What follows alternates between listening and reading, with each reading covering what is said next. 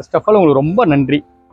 நான் சொன்ன ஒரு வார்த்தையை கேட்டு டீம் ஒர்க்கு தான் ஜெயிக்குன்ற ஒரு வார்த்தையை கேட்டு என் பின்னாடி ஓடி வந்து எனக்கு இவ்வளோ தடவை சப்போர்ட் பண்ணுறது. நீங்கள் சப்போர்ட் பண்ணுற காரணத்தினால தான் என் இலக்கு நோக்கி என்னால் ஓட முடிஞ்சுது. நான் ஓடிக்கிட்டு இருக்கேன்.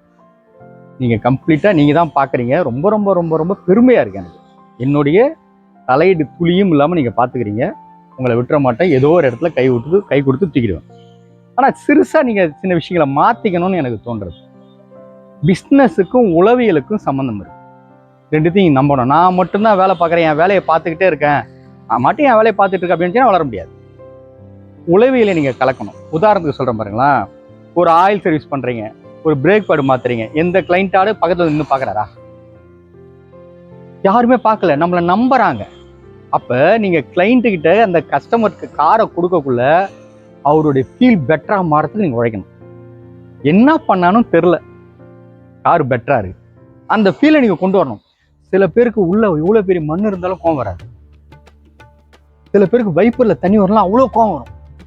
வைப்பரில் தண்ணி வரல அப்படின்னாலே நீ செஞ்ச மற்ற வேலைலாம் சந்தேகம் வந்துடும். செஞ்சிருப்பானா, பார்த்துருப்பானா. உன்னை பொறுத்த வரைக்கும் என்ன, வைப்பரில் தண்ணி வரல அவ்வளோதான் சார், அப்படி கிடையாது.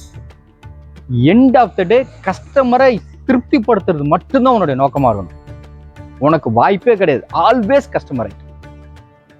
ஒரு வார்த்தை எனக்கு ஒருத்தர் சொல்லி கொடுத்தாரு, மார்க்கெட்டிங் ஹெட் ஒருத்தர் சொல்லி கொடுத்தாரு. அதுதான் என்னுடைய வரமான கருதுறேன். அவர் சொன்ன விஷயம் இதுதான். ஒரு செருப்பு கடை நீ வைக்கிற அப்படின்னா, ஒரு ஷூ வியாபாரம் பண்ற அப்படின்னா, அந்த ஷூ அழுக்காகாம இருக்கிறதுக்காக பிளாஸ்டிக் கவர் ஒன்று போடுவாங்க. அவர் சொல்லி கொடுத்த வேர்டு இன்னமும் எனக்கு அப்படியே இதயத்தில் இருக்கு. உன் தோளில் கிடக்கிற துண்டை எடுத்து அவர் காலை தொடச்சிட்டு அதுக்கப்புறம் ஷூவை போடு. அவர் வாங்காம போறாரான்னு பார்ப்போம் அப்படின்னு எனக்கு சொல்லி கொடுத்தாரு. அதுதான் இந்த ஃபீல்டும். இது அசிங்கமா அப்படின்னு பார்த்தா அது அசிங்கம் இல்லை, இது தொழில். ஒரு ஹாஸ்பிட்டலுக்கு போறீங்க, நம்ம என்னென்னலாம் கேவலம் நினைக்கிறோமோ அங்கே நர்ஸும் டாக்டர் அதை சாதாரணமாக செஞ்சுட்டு இருக்காங்க. புரியுதா நான் சொல்றது? அப்போ நீங்க கஸ்டமரை திருப்திப்படுத்துறது மட்டும்தான் உங்களோட வேலையா இருக்கும். உங்க வேலையை நீங்க நிறைவா செய்யறது இல்லை, அதை தாண்டி இங்கே உழைக்க வேண்டியது. நீங்க கொடுத்த சப்போர்ட்ல நான் என் கனவை நோக்கி அடுத்த கடத்துக்கு நகர ஆரம்பிச்சிட்டேன். இன்னும் கொஞ்ச நாள்ல நான் யாருன்ற சொல்லுவேன். பிறப்பும் இறப்பும் நம்ம கண்ட்ரோல்ல கிடையாது. நான் ஏன் பிறந்தேன், எப்போ சாகுவேன் என்று தெரியாது. ஆனா என்னுடைய இறப்பு எப்படி இருக்குன்றதை நான் முடிவு பண்ணிட்டேன். அப்போ நீங்களும் உங்க கனவை நோக்கி ஓடுங்க. அந்த கனவுக்கு என்ன சப்போர்ட் பயன்படுத்துங்க. டீம்ன்றது நீங்களாம் உழைச்சி நான் மட்டும் முன்னேறதுக்கு போய் டீம் இல்லை. ஒவ்வொருத்தருக்கும் சப்போர்ட் தேவை. நீங்க என்ன தேவைன்னு கேளுங்க, நான் பண்ண தயாரா இருக்கேன். அது பண உதவியா இருந்தாலும், ஐடியாவா இருந்தாலும், எதுவாக இருந்தாலும் நான் பண்ண தயாரா இருக்கேன்.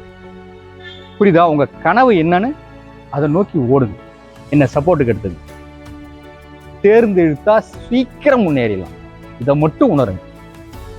ஆல்வேஸ் கஸ்டமரை திருப்திப்படுத்துறது தவிர வேற ஒண்ணுமே இப்போதைக்கு நமக்கு இலக்கு இல்லை. அதை மட்டும் பார்த்துக்க. வாழ்த்துக்கள் ராஜா, நல்லா பண்ணுங்க.